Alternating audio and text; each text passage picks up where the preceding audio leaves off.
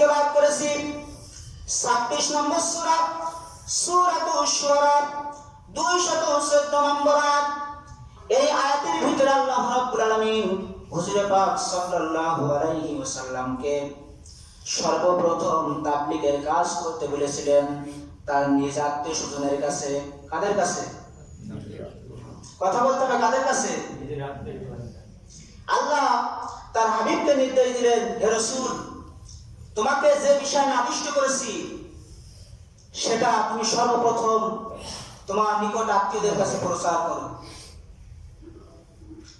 আমি এটাই বোঝাতে চাইব, যারা একেবারে নিকট আত্মীয়, সেই নিকট আত্মীয় পর্যন্ত ইসলামের হক কথা বলার কারণে দূরে চলে যায়, এটাই বোঝাবো আজকে ইনশাআল্লাহ। সম্মানিত ভাই বাবাজির আমার, হুজুর পাক সাল্লাল্লাহু আলাইহি ওয়াসাল্লামকে আল্লাহ রাব্বুল আলামিন যখন নির্দেশ করলেন, ওয়া আনযির আশীরাতাকাল আকরাবিন, সকলে বলেন আল্লাহু আকবার। আল্লাহ রাব্বুল আলামিন বললেন, হে আমার রাসূল, তুমি সর্বপ্রথম তোমার নিকট আত্মীয় স্বজনের কাছে ইসলামের দাওয়াত প্রচার করো, দ্বীনের দাওয়াত প্রচার করো। এই নির্দেশ যখন হুজুর পেলেন, কয়েকদিন যাবত বিশ্বনবীজি পরিকল্পনা করতেছিলেন কোন পদ্ধতিটা গ্রহণ করবেন, কেমন ভাবে আত্মীয় স্বজনদেরকে তিনি আল্লাহ নির্দেশের কথা প্রচার করবেন, কেমন ভাবে দাওয়াতটা দেবেন। কয়েকদিন যাবত হুজুর বাড়ির ভিতর বসে বসে পরিকল্পনা করতেছিলেন। জীবন বৃত্তান্ত লেখকদের কোন কোন ব্যক্তির মতে বিশ্বনবীজিরা কয়েকদিন যখন তার আত্মীয় স্বজনেরা, তার চাষিরা, আত্মীয় মহলের নারীরা দেখতে পেল না, তখন তারা মনে করলো হয়তো বিশ্বনবীজি রোগে আক্রান্ত হয়েছে অথবা কোনো কঠিন মুসিবতের সম্মুখীন হয়েছে। এটা ভাবনা হয় না আমাদের? যদি কোনো মানুষকে দেখতে পায় না তখন আমাদের তো ভাবনা হয় হয়তো এই ব্যক্তি কোনো অসুবিধার ভিতরে পড়েছে, হয়তো হয় না? ঠিক বিশ্বনবীর চাষিরা এবং নিকট আত্মীয় মহলের নারীরা ভেবেছিল হয়তো বিশ্বনবী কোনো কঠিন রোগে আক্রান্ত হয়েছে অথবা কোনো কঠিন মুসিবতের সম্মুখীন হয়েছে। এজন্য তারা সকলে হুজুর পাক সাল্লাল্লাহু আলাইহি ওয়াসাল্লামের বাসায় আসলেন। এসে জিজ্ঞাসা করলেন, হে মুহাম্মদ, কেন তোমাকে কিছুদিন যাবত দেখতে পেতেছি না? তুমি কি কঠিন রোগে আক্রান্ত হয়েছো না কোনো কঠিন মুসিবতের সম্মুখীন হয়েছো? আল্লাহ নবী বলেন, হে আমার নিকট আত্মীয় স্বজনেরা শোনো, আমি কোনো কঠিন রোগে আক্রান্ত হই নাই, আবার কোনো কঠিন মুসিবতের সম্মুখীন হই নাই। আমি একটা জিনিস নিয়ে ভাবতেছি, একটা জিনিস নিয়ে পরিকল্পনা করতেছি, সেটা হলো আমার মহান রব্বুল আলামিন আমাকে নির্দেশ করেছেন, হে মুহাম্মদ, তুমি সর্বপ্রথম তোমার আত্মীয় স্বজনের কাছে দ্বীনের তাবলীগ করো, দ্বীনের দাওয়াত দাও। সর্বপ্রথম তোমার আত্মীয় স্বজনদেরকে জাহান্নামের ভয় দেখাও। আমি এটা নিয়ে চিন্তিত, আমি এটা নিয়ে গবেষণা করতেছি কোন পদ্ধতি গ্রহণ করে তাদেরকে একত্রিত করব। হুজুর পাক সাল্লাল্লাহু আলাইহি ওয়াসাল্লাম বলেন, আমি কোন কঠিন রোগে অথবা কোন কঠিন মুসিবতের সম্মুখীন হই নাই, এই বিষয়টা পরিকল্পনা করতেছিলাম। তখন বিশ্বনবীর চাষিরা এবং আত্মীয় মহলের নারীরা বলল, মুহাম্মদ, তোমার প্রভু যে নির্দেশ করেছে সেটা তুমি বাস্তবায়ন করো, সকলকে দাওয়াত দাও, কিন্তু একজন ব্যক্তিকে দাওয়াত দিবা না। কয়জন ব্যক্তি? একজন ব্যক্তিকে দাওয়াত দিবা না, সেটা হচ্ছে আব্দুল উজ্জা আবু লাহাব। কারণ তুমি দীর্ঘ 3 বছর যাবত গোপন ইসলাম প্রচার করে আসছো, শুধুমাত্র কেবলমাত্র সব চাইতে তোমার বিরোধিতা যিনি করছেন সে হচ্ছে তোমার চাচা আব্দুল উজ্জা আবু লাহাব। বিশ্বনবী নিজের চাচাদের কাছ থেকে শুনলেন, আত্মীয় স্বজনেরা বলল, এবং আবু লাহাবের কঠিন মেজাজ সম্পর্কে বিশ্বনবীর ধারণা আছে, তারপরও আবু লাহাবকেও দাওয়াত দিল। বিশ্বনবীর সমস্ত আত্মীয় স্বজনকে বাড়িতে দাওয়াত দিল, খানার দাওয়াত। যখন হুজুর পাক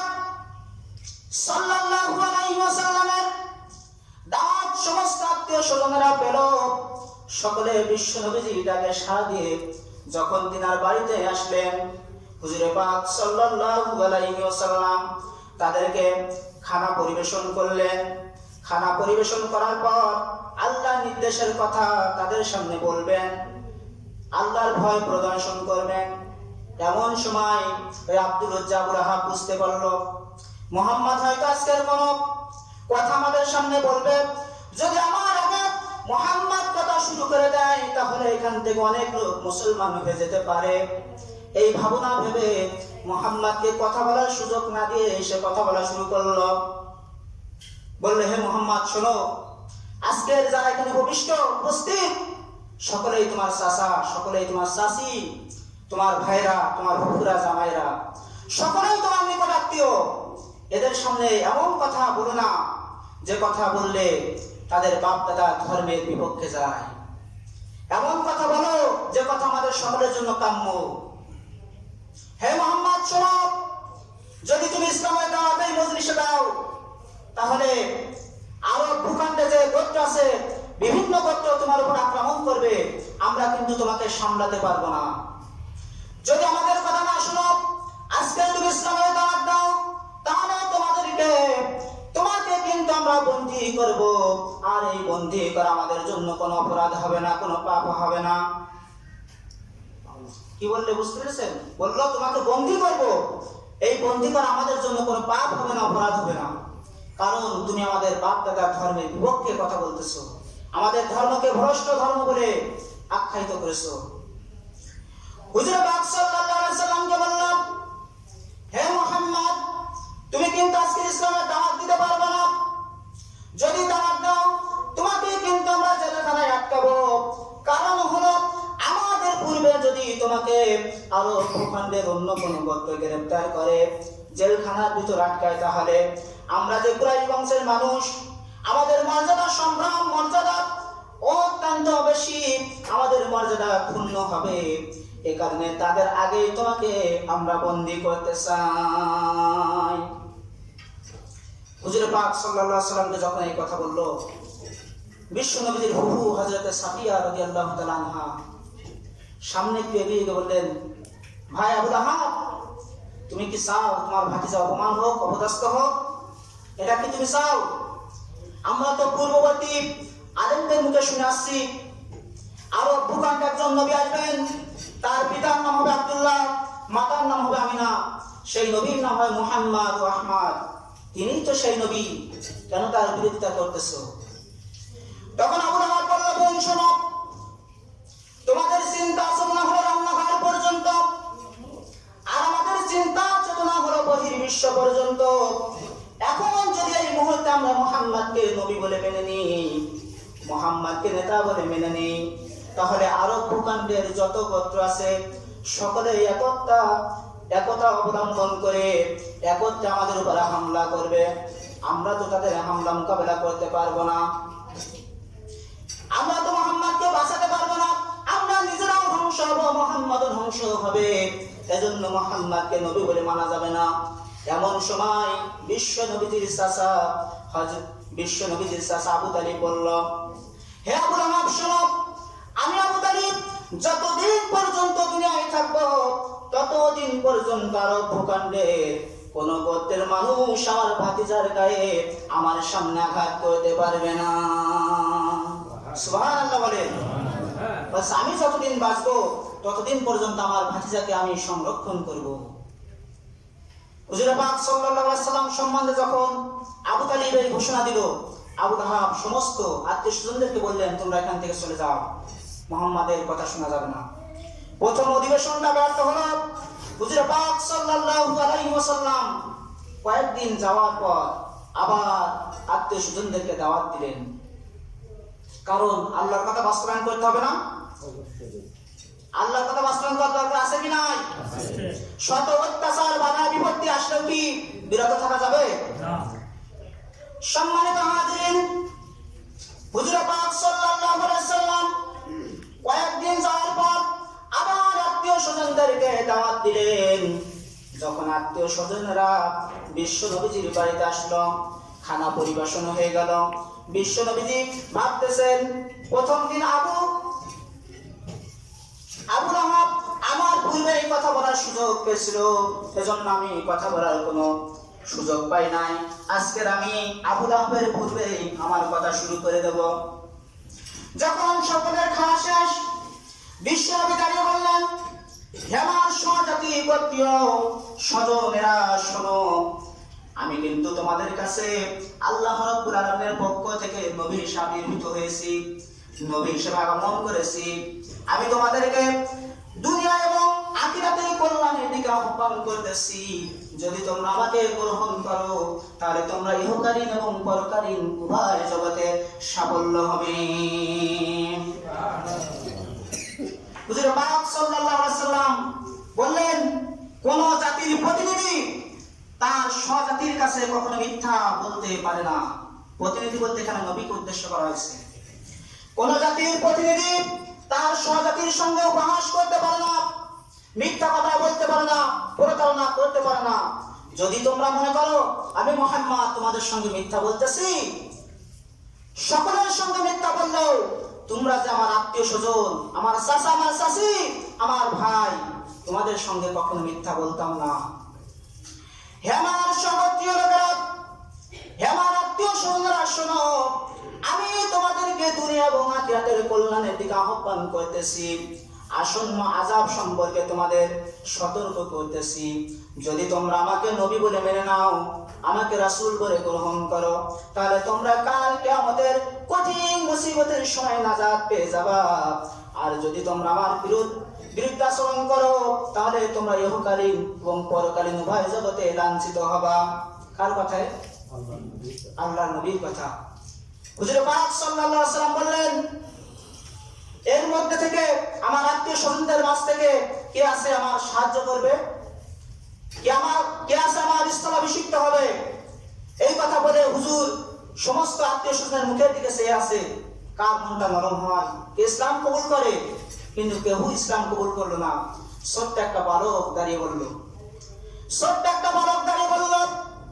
ইয়া রাসূলুল্লাহ, ইয়া হাবিবাল্লাহ, আমি আপনাদের সাহায্যকারী হতে চাই, আপনার হাতকে শক্তিশালী করতে চাই, আপনার স্থলাভিষিক্ত হতে চাই। সেই বালকটি ছিলেন হযরতে আলী রাদিয়াল্লাহু তাআলা আনহু। যখন আলী এই কথা বলল, আবু তালিবের সন্তান কিন্তু আলী ছিল। আবু তালিবের প্রতি ওই মুশরিকরা একটু খারাপ দৃষ্টিতে তাকাতে লাগলো। প্রথম অধিবেশনটা যেই কুরআনগার ধ্বংস করেছিল, নষ্ট করেছিল আবু জেহেল না, আবু লাহাব, সেই আবু লাহাব দ্বিতীয় অধিবেশনটাও নষ্ট করে দিল। বললে এই অধিবেশনে কেউ থাকতে পারবে না, তোমরা এখান থেকে নিজ নিজ বাড়ির মুখে গমন করো। হুজুর পাক সাল্লাল্লাহু আলাইহি সাল্লামের দ্বিতীয় অধিবেশনও কোনো সাফল্য হলো না। কয়েকদিন যাওয়ার পর হুজুর পাক সাল্লাল্লাহু আলাইহি সাল্লাম সাফা পাহাড়ে চূড়ায় উঠলেন। চূড়ার উপর উঠে একটা শব্দ বললেন, ইয়া সাবাহা, ইয়া সাবাহা, ইয়া সাবাহা। এই সাবাহা শব্দটা ব্যবহার করা হয় কোন বিপদ সংকেতের সময়। হুজুর পাক সাল্লাল্লাহু আলাইহি ওয়াসাল্লাম যখন এই ইয়া সাবাহা বলে বারবার ডাক দিতেছিল, আরব ভূখণ্ডের মানুষেরা বলা বলি করলো, কে বিপদে পড়েছে, কে মুসিবতে পড়েছে, কে ডাকাডাকি করতেছে। একে অপরে বলল, মুহাম্মদ ডাকাডাকি করতেছে। সমস্ত মানুষেরা বিশ্ব নবীর কাছে চলে আসলো। যারা আসতে পারে নাই তাদের পক্ষ থেকে একজন দূতকে প্রেরণ করলো, যাও মুহাম্মদ কি মুসিবতে পড়েছে দেখে এসো, মুহাম্মদকে সাহায্য করে এসো।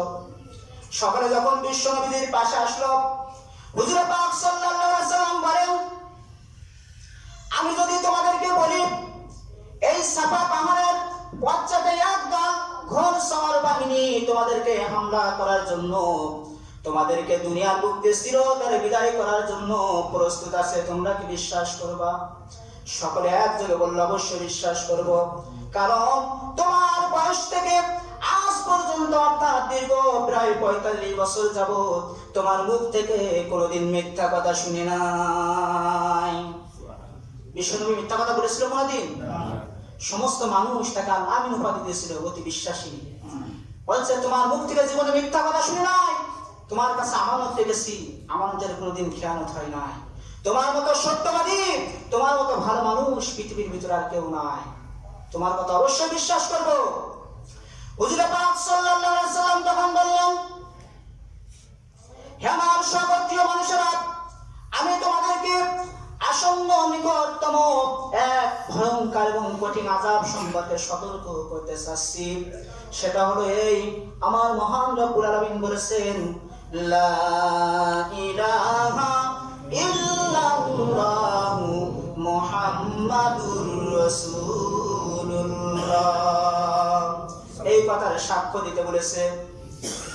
এই কথা যখন বিশ্বনবী বললেন, সঙ্গে সঙ্গে দুইটা অধিবেশন যার জন্য ব্যর্থ হয়েছে, ওই আবু লাহাব একটা শব্দ প্রয়োগ করল, বলল, তাব্বালাকা শাইরুল ইয়ামাত লিহাযা দাওয়াতিয়া, তোমার ধ্বংস হোক, তুমি কি এজন্য আমাদেরকে এখানে আহ্বান করেছো? এজন্যই কি তুমি আমাদেরকে এখানে ডেকেছো? হুজুরে করিম সাল্লাল্লাহু আলাইহি সাল্লামকে গালমন্দ করলেন। জঘন্য ভাষায় যখন বিশ্বনবীকে গাল দিলেন, শুধু গালি দিলেন না, বিশ্ব নবীজিকে লক্ষ্য করে গায়ে পাথর নিক্ষেপ করলেন। হুজুরে পাক সাল্লাল্লাহু আলাইহি ওয়াসাল্লামের গা থেকে রক্ত ঝরালেন। আল্লাহ নবীর গায়ে আঘাত করার কারণে আল্লাহ রাব্বুল আলামিন আর সহ্য করলেন না, সঙ্গে সঙ্গে জিবরাইলের মাধ্যমে ওহী নাযিল করে দিলেন সূরাতুল আবু লাহাব। তাব্বাত ইয়াদা আবি লাহাবিন ওয়া তাব মা আগনা আনহু মালুহু ওয়া মা কাসাব। আল্লাহ রাব্বুল আলামিন বললেন, আবু লাহাবের হস্তদ্বয় ধ্বংস হোক। কার হস্ত ধ্বংস? কারণ কি? একটাই কারণ, বিশ্বনবীর সঙ্গে খারাপ আচরণ করেছে, অত্যাচার করেছে। আল্লাহ বলেন, আবু লাহাবের হস্তদ্বয় ধ্বংস হোক, তার সমস্ত উপার্জন ব্যর্থ হোক, অচিরেই তাকে জাহান্নামের ভিতরে নিক্ষেপ করা হবে। শুধুমাত্র বিশ্বনবীকে কটূক্তি করেছে, গায়ে আঘাত করেছে, তার ধ্বংস হয়েছিল না?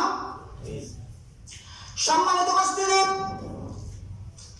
সকল মানুষেরা তৃতীয় অধিবেশন ব্যর্থ হয়ে গেল। সকল মানুষেরা নিজ নিজ গৃহের দিকে যাত্রা করলো। বিশ্বনবীজি 3টি অধিবেশন করলেন, একটা অধিবেশন সফল হলো না। যখন সফল হলো না, বিশ্বনবীজি হতাশ হলেন না, নিরাশ হলেন না। গোপনে গোপনে দাওয়াত দিতেছিলেন এতদিন, আর এখন প্রকাশ্য দিচ্ছে। কারণ কি? আল্লাহর হুকুম। কারণ কি? আল্লাহ বলছেন সূরাতুল হিজর 15 নম্বর সূরা 94 নম্বর আয়াত, ফাসদা বিমা তুমারু ওয়া আমরিদা আনিল মুশরিকিন। হে হাবিব, তোমাকে যে বিষয় নির্দেশ করা হয়েছে সেটা প্রকাশ্যে প্রচার করো, সুস্পষ্ট ভাষায় প্রচার করো। তুমি মুশরিকদেরকে কখনো পরোয়া করবে না, ভয় করবে না। যখন এই আয়াত নাযিল হলো, হুজুর পাক সাল্লাল্লাহু আলাইহি ওয়াসাল্লাম নির্ভয়ে আরব ভূখণ্ডে প্রকাশ্যে দাওয়াত দিতেছেন। যখন প্রকাশ্য হুজুর পাক সাল্লাল্লাহু আলাইহি ওয়াসাল্লাম দাওয়াত দিতেছেন, তখন আরব ভূখণ্ডের মুশরিকরা, কাফিররা সহ্য করতে পারল না। বলল, এতদিন মুহাম্মদ গোপনে গোপনে দাওয়াতের কার্যক্রম পরিচালনা করতেছিলেন, এখন প্রকাশ্য করছে, একে দুনিয়ার বুক থেকে চিরতরে বিদায় করতে হবে। বিশ্বনবীর চাচা আবু তালিব ছিলেন আরব ভূখণ্ডের একজন সম্ভ্রান্ত নেতা, মর্যাদাপূর্ণ নেতা। শুধু তার সম্মানের কারণে বিশ্বনবীর গায়ে হাত দিতে পারছেন না। তারা সকলে মিলে আসলো আবু তালিবকে বোঝানোর জন্য। আবু তালিব, তোমার ভাতিজা কি চায় জিজ্ঞেস করো। তোমার ভাতিজা যদি চাই এই আরব ভূখণ্ডের প্রেসিডেন্ট হতে চাই, তাও আমরা দেব। জিজ্ঞেস করো সে হতে চাই কিনা। যদি সে একটা সুন্দরী নারীকে বিবাহ করতে চাই, তার সঙ্গে বিবাহ দেব। কোনটা চাই বলো? বিশ্বনবীকে প্রস্তাব দিলাম, হে মুহাম্মদ, তুমি যদি আরব ভূখণ্ডের প্রেসিডেন্ট হতে চাও, তোমাকে প্রেসিডেন্ট বানাবো। তুমি যদি সুন্দরী মেয়েকে বিবাহ করতে চাই, তাও তোমাকে দেব। তুমি যদি হোটেল সম্পদের মালিক হতে চাও, তাও তোমাকে দেব। কিন্তু তুমি আমাদের ধর্মের বিরুদ্ধে কথা বলো না। হুজুর কি মেনেছিল? অসত্যের সঙ্গে কখনো কি আপোষ করেছিল?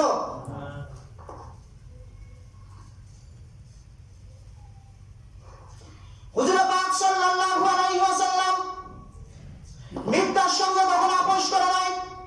সব সময় ছিলেন সংগ্রামী, সব সময় তিনি আল্লাহর কথা প্রকাশ্যে বলেছেন, কখনো কারোর কাছে মাথা নত করে নাই। আজও যারা পৃথিবীর বুকে আল্লাহর কথা মাথা উঁচু করে বলতে চাই, তাদের উপর বিশ্ব নবীজির মতো নির্যাতন আসে কি নাই? আসে না? কথা বলতে হবে, ভয় পাচ্ছেন নাকি? সম্মানিত হাজিরিন, বিশ্ব নবীজি যখন প্রকাশ্য দাওয়াত দিল, কোরআনের হকের পক্ষে স্লোগান দিল, বিশ্ব নবীজির গায়ে যেমন পাথর মারা হলো, বিশ্ব নবীজিকে যেমন 3 বছর জেলের ভিতরে আটকে রাখলো, আজও যারা পৃথিবীর বুকে কোরআনের হক কথা বলে, হকের পক্ষে স্লোগান দেয়, ইসলামী রাষ্ট্র প্রতিষ্ঠা করতে চায়, কোন মানব রচিত মত এবং পথকে মানতে চায় না, ওই সমস্ত ব্যক্তিদের উপর নির্যাতন আসে কি আসে না? আজ আমরা দেখতে পাই কিছু মানুষ আছে মুসলমান বলে দাবি করবে, কোরআনের মজলিসে যাবে, কিন্তু তাদের ভিতরে যে রোগ আছে সেই রোগটা পবিত্র কোরআনুল কারীম দ্বারা ট্রিটমেন্ট করবে না। না এই সমাজে? সম্মানিত হাজিরিন, বিশ্ব নবী জনাব মুহাম্মদ রাসূলুল্লাহ সাল্লাল্লাহু আলাইহি ওয়াসাল্লামকে প্রস্তাব দিল। মুহাম্মদ সাল্লাল্লাহু আলাইহি ওয়াসাল্লাম বললেন, হে আরব ভূখণ্ডের মানুষেরা শোনো, আমাকে যদি তোমরা ওই আকাশের সূর্যটা ডান হাতে এনে দিতে পারো, যেটা সম্ভব নয়, চন্দ্রটা যদি বাম হাতে এনে দিতে পারো, তারপরে মুহাম্মদ কখনো সত্য কথা হতে বিরত থাকবে না, সত্য বলা হতে কখনো বিরত থাকবে না। যেটা সম্ভব নয় আমার, সেটা দিলেও আমি কিন্তু ইসলামের কথা বলতে বিরত থাকবো না। হুজুর পাক সাল্লাল্লাহু আলাইহি ওয়াসাল্লাম যখন ডাইরেক্ট কথা বলে দিলেন, চলে গেল আবু তালিবের কাছে, গিয়ে বলল, আবু তালিব, তোমার ভাতিজাকে প্রস্তাব দিলাম, প্রস্তাব মানলো না, আরেকটা প্রস্তাব দেবো, ওই প্রস্তাব যদি না মানে তাহলে তোমাদের সঙ্গে আমাদের যুদ্ধ অনিবার্য হবে। সেই প্রস্তাব বলে আবু জাহল, উতবা, শাইবা, মুগীরা ইবনে ওয়ালিদ ওরা আসলে বিশ্ব নবীর কাছে এসে বলল, মুহাম্মদ, তোমাকে আমরা শ্রদ্ধা করি, সম্মান করি, ভালোবাসি, তবে কেন তুমি আমাদের ধর্মের বিরুদ্ধে কথা বলতেছো? আমাদের ধর্মের বিরুদ্ধে যদি কথা না বলো, তোমার বিরুদ্ধে তো আমরা কোনো আচরণ করব না, তোমাকে নির্যাতন করব না। এক কাজ করো, বছরের 6 মাস তোমরা আমাদের মাবুদগুলির ইবাদত করবা, আর অর্ধেক 6 মাস আমরা তোমাদের আল্লাহর ইবাদত করব। আল্লাহ রাব্বুল আলামিন সঙ্গে সঙ্গে কাফেরদের প্রশ্নের উত্তর দিয়ে দিলেন সূরাতুল কাফিরুনের মাধ্যমে, কুল ইয়া আইয়ুহাল কাফিরুন লা আ'বুদু মা তা'বুদুন। সকলে বলেন আল্লাহু আকবার। আল্লাহ রাব্বুল আলামিন বলেন, নবী তুমি সমস্ত কাফির মুশরিকদেরকে বলে দাও, হে কাফিরেরা, তোমরা যাদের ইবাদত করো আমি মুহাম্মদ তার ইবাদত করি না, আবার আমি মুহাম্মদ যার ইবাদত করি তোমরাও তাদের ইবাদত করো না। লাকুম দীনুকুম ওয়ালিয়া দীন। তোমরা যে মূর্তিগুলোর ইবাদত করতেছো, এই মূর্তি ছিল যদি আল্লাহর পথে না আসো, তাহলে মূর্তি নিয়ে তোমরা পড়ে থাকো, আর আমি মুহাম্মদ যে হকের পক্ষে স্লোগান দিতেছি, এই হকের পক্ষে থাকবো, কখনো আপোষ হবে না। আপোষ হয়েছিল? এখানে কিন্তু ধর্ম নিরপেক্ষতাবাদের কোনো কথা নাই। যে সমস্ত ব্যক্তিরা এখানে আয়াতের দ্বারা ধর্ম নিরপেক্ষতা জায়েজ করতে চায়, তারা মুনাফিক মার্কা মুসলমান। কি মার্কা মুসলমান? আল্লাহ বললেন তারা যে ইসলামে আসছেই না, তাহলে তাদেরকে বলো তারা ওই পথে থাক। তো মুহাম্মদ তুমি তোমার পথে থাকো, কোনো 50-50 ভাগ হবে না। হবে না। সম্মানিত হাজিরিন, ইসলাম কখনো ধর্ম নিরপেক্ষতাবাদে বিশ্বাসী নয়। ইসলাম হলো এক আল্লাহয় বিশ্বাসী। কয় আল্লাহ? এক আল্লাহ। সম্মানিত হাজিরিন, যখন হুজুর পাক সাল্লাল্লাহু আলাইহি ওয়াসাল্লাম প্রকাশ্যে বলে দিলেন এভাবে ইবাদত চলবে না, তখন আবু তালিবের কাছে গিয়ে বলল, আবু তালিব, তোমার ভাতিজাকে কয়েকবার বোঝানোর চেষ্টা করলাম, কিন্তু কিছুতেই সে বুঝতে চাচ্ছে না। এখন তুমি একটু বোঝানোর চেষ্টা করো, যেহেতু তোমার ভাতিজা। আবু তালিবকে বললো, আবু তালিব, তোমার ভাতিজাকে বলো যারা আমাদের ধর্মের বিপক্ষে কথা বলে না, শুধু এতটুকু হলেই হবে। আমাদের ধর্ম সঠিক, আমাদের ধর্ম নিয়ে কোনো কথা বলার দরকার নাই, তার ধর্ম সে পালন করুক, আমাদের ধর্ম আমরা পালন করবো। কিন্তু যারা বলে নাই মূর্তিগুলো মিথ্যা, মূর্তির ইবাদত করা যাবে না, এ কথা যেন না বলে। হুজুর পাক সাল্লাল্লাহু আলাইহি ওয়াসাল্লাম যখন বাড়িতে আসলেন দাওয়াতের কার্যক্রম পরিচালনা করে, আবু তালিব কিছুই বললেন না। আবু তালিব জানতো ইসলাম সত্য, ইসলাম সত্য জানতো না, এই জন্য কিন্তু নবীকে সাপোর্ট দিত। শুধুমাত্র কেবলমাত্র ইসলাম গ্রহণ করতে পারতো না একটাই কারণ, কি দেখতো দীর্ঘদিন যাবৎ আমি এই আরব ভূখণ্ডের নেতৃত্ব দিয়ে এসেছি, এখন যদি আমি এই বুড়া বয়সে ইসলাম কবুল করি তাহলে তো সকলেই বলবে আবু তালিব বুড়া বয়সে ভাতিজার ধর্ম গ্রহণ করেছে, এটার কারণে সে ইসলাম গ্রহণ করে নাই। তারা চলে গেল, মুহাম্মদ দাওয়াতি কার্যক্রম পরিচালনা করেছেন, ওনাদের গায়ে আগুন ধরে গেল, কি ব্যাপার, কোন ফল পাওয়া যাচ্ছে না। কয়েকদিন পর আবার আবু তালিবকে বলল, আবু তালিব তোমার ভাতিজাকে তুমি সাবধান করো, না হয় কিন্তু তোমাদের বনি হাশিম গোত্রের সঙ্গে সমগ্র আরব ভূখণ্ডের পৌত্তলিক গোত্রগুলো একত্রিত হয়ে তোমাদেরকে দুনিয়া থেকে চিরতরে বিদায় করে দেওয়া হবে।